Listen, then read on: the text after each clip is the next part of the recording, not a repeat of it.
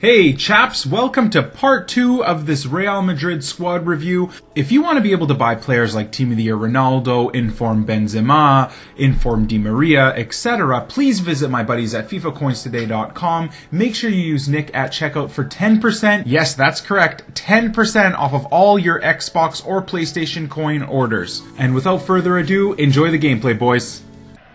Now the first game starts off with us playing against a very generic BPL team with all the pace in all the usual places. Ronaldo pops up with a shot, not too bad.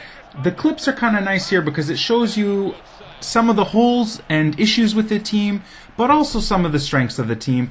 I love this type of formation, the 4-3-3 setup. It really gives me a lot of coverage in defense, but a lot going forward. Now this is the variation is called number 3 is really what EA called it, but essentially it's the 4-3-3 with 2 center defensive mids. I'm sure you noticed the formation right at the beginning of the video and in part 1. But I'm loving the formation, guys. I normally play 4-3-3-4, but I have to say this 4-3-3-3 with the 2 center defensive mids is quite lovely. It's very sound defensively. When you have someone like Luka Modric at center defensive mid, it gives you a really good dynamism, if you want to call it that, where you have a center defensive mid, but he'll really push up the field and support Di Maria and Karim Benzema on that right side of the field. Great little goal there by Pepe. Luka Modric, I like that attempt. I want to keep that in. Wanted to keep that in the highlight package because I just thought, you know what, that's incredible. His keeper was on the line. I tried to do something a little bit cheeky and chip him, and we almost got that off. It was pretty nice. And this just highlights a little bit of the triangle passing that can be done with the 4-3-3-3 formation. Lots of options out wide to, send a cheeky little lob there. I feel like Di Maria should have gotten to that, and I think that's just more the gameplay mechanics that cause issues more than it being Di Maria's fault that he missed his chance. Classic Marcelo. I think that might be the second or third red card that he's got. I didn't really know what to do there when it came to his player being on a breakaway. It ended up being a tactical foul because he didn't get a penalty out of it and he missed his free kick. So it wasn't too bad. Now that highlights just the animal that is Casillas. I believe this game we didn't win. However, through no fault of anyone other than the gentleman's Peter Cech. You'll see at the end the type of stats that Peter Cech pulled up, but he basically pulled out all the stops. I could get nothing past him. Replay after replay show you that he saved everything. Close range, far range. That's a beautiful shot from Modric from distance. Corners, off the line. It was just incredible. I started getting really irritated, so there were instances where I could have, for example, just sweated it across. But either way, how can I criticize that? That's just incredible saves and gameplay from Peter Cech. The chances just come pouring in. I might have to look to get Peter Cech for my BPL team. Incredible. And that was a little bit cheeky. I started spazzing out at the screen when that happened because, first of all, the first chance I thought Peter Cech caught that into the net, and the second one off the crossbar, and then Peter Cech makes an incredible save. Just unbelievable. And there you go. So have a peek at those stats. 9.9 rating, 19 shots saved. Can you believe it? So we lose the game, but come on. 23 shots for me, 15 on target. He had 7 on target and had 4 goals from that. Just incredible.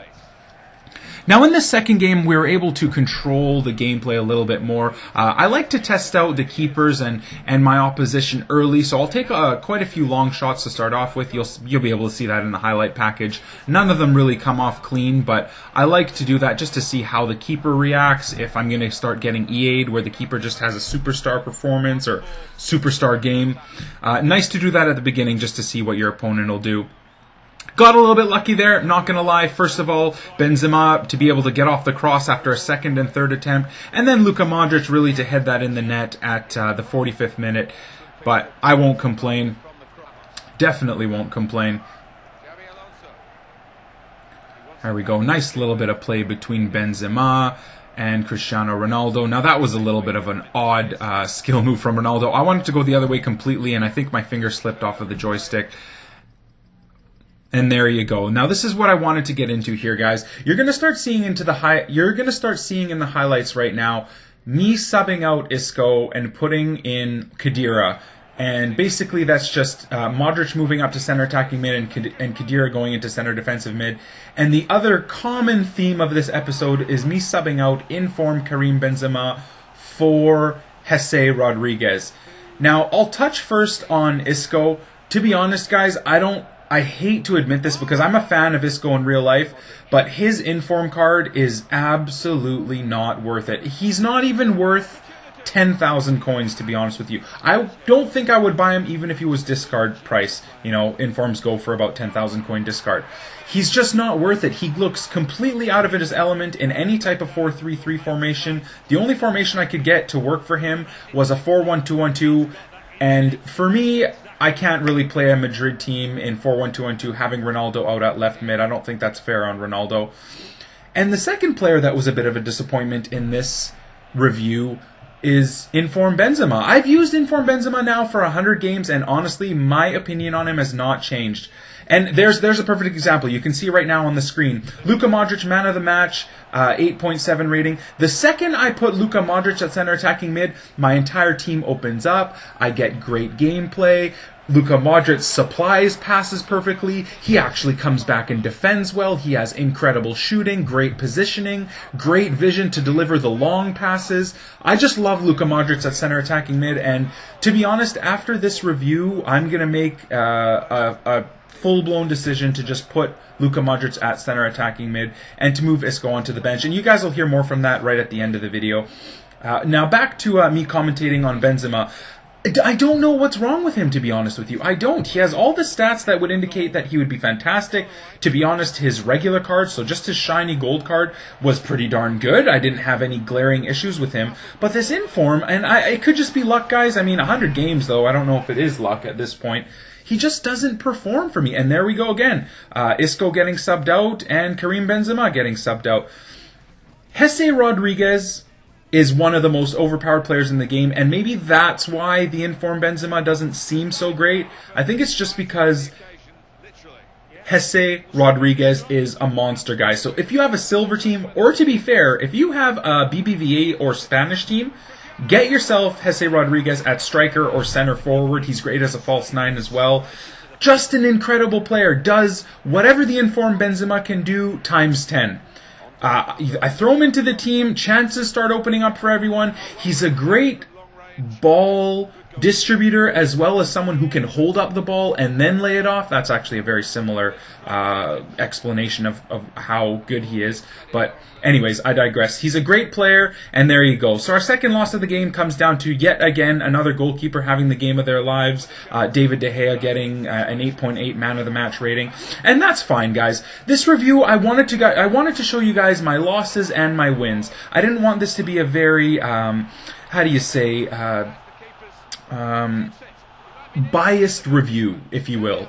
I don't want just to show you guys all the goals and not show you the stats when I lose. No, you have to see everything, and there you go. I mean, I'm even showing you maybe the worst miss I've ever had. Di Maria in front of net and chips it over. And to be fair to Di Maria, that could be button lag, so it could be my fault. I might have pressed L1 before that, and he chipped it over just because the command carried over into his shot. And this was an incredible goal in my opinion. I think that showcases perfectly why I say Marcelo is the second best left back in the game, you know, behind who. Just incredible. Defends well and then scores goals like that. I think that's about his 5th goal for the club. And that's a tidy goal from Cristiano Ronaldo. From distance, scores those all day long. You know what? I feel like I could have a better goal-to-game ratio with Ronaldo if I was more patient with him and work the ball into the net more instead of just shooting from distance. But then you wouldn't get gorgeous goals like that. Oh, so nice. Anyways, and there you go. 9.6 rating, 2 goals. Julio Cesar still had a great game. I feel like it's a common theme that keepers have great games against me. Oh well. Alright, and that's the end of the episode, boys. Hopefully you enjoyed the review. As you can see, I've changed up the team for good now. I'm just going to set up the positions properly. Isco's officially been subbed to the bench. I've had to swap him out every single game. He just doesn't do well. He's just not all he's cracked up to be. The second I put Luka Modric at center mid or center attacking mid, the game changes and I start winning and start scoring more. And you know what? It pains me to say this, but the same thing for Karim Benzema. The second I swap him out and put in Jese Rodriguez, I start scoring goals, I start getting crazy assists from Rodriguez, so I'm hoping that Rodriguez can get himself an in-form rather quickly, because once he does, he'll officially take Benzema's starting place in my Madrid Ultimate Team. And once again, congrats to my beautiful Real Madrid for making it into the Copa del Rey final. 5-0 on aggregate destruction of Atletico Madrid. So I'm hoping we can meet Barcelona for an El Clasico Copa del Rey final. Be incredible. Give us a like, subscribe if you haven't already, and myself and my Madrid powerhouse team will catch you on the flip side.